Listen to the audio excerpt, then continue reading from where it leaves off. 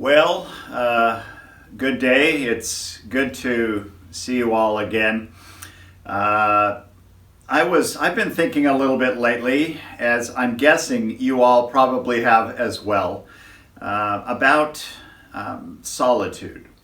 And there are terms that federal and state and local governments have been tossing around out there. Words like lockdown and quarantine and stay in place. These are becoming kind of our current day dirty words, maybe to some degree. But it's our reality. And there are definitely challenges in that and things that frustrate us about that. But there is good in that as well, and I suppose that's why I've been thinking a little bit lately about this term solitude.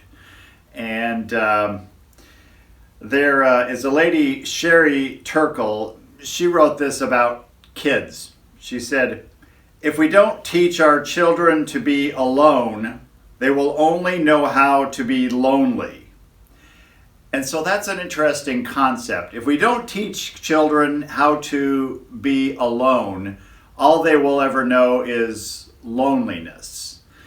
Interestingly, author Stephen Batchelor, he wrote a book, The Art of Solitude. And in his book, he made this comment. He said, "In many languages, English being somewhat of an exception, solitude is equivalent really to loneliness. La solitude in French mainly means being lonely.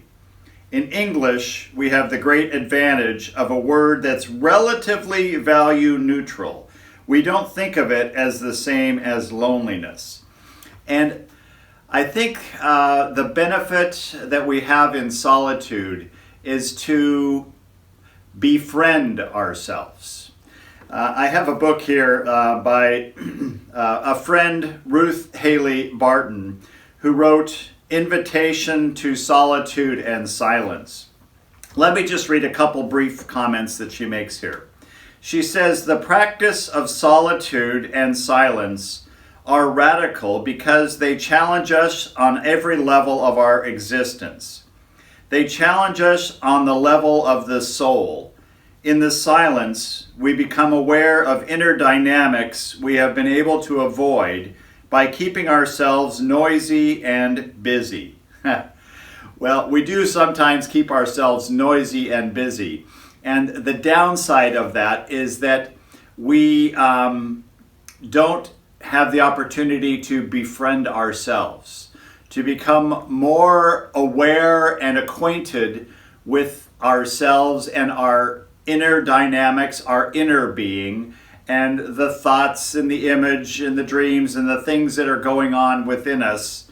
And it is really through solitude that we can become our own best friend, which is a good concept. One last thing I want to read from Ruth Haley Barton. She says this, "Solitude, then, is all about desire. It is about lovers desiring each other to finally take the leap into trust, intimacy, uninhibited expression. It is about friends saying, 'I want to be with you so badly that I'll rearrange everything so that we can see each other.'" And so solitude, I guess, is about that. It is wanting to be with ourselves so badly that we rearrange everything to be with ourselves. And, well, this pandemic has definitely done that, hasn't it? So let me just encourage you during this week to befriend yourself, to spend time trying to get comfortable in solitude and get to know yourself just a bit better. Again, as always, Good Shepherd Church, we're here for you. I'm here for you. The staff are Deacon Michael, Father Bob. If there's anything we can do to support you, we're aware some people are less tech savvy than others and don't have access to these things. And so we're finding ways to keep in contact with them. But know that you are loved, and know that you are the good shepherd, beloved of the Lord. Amen.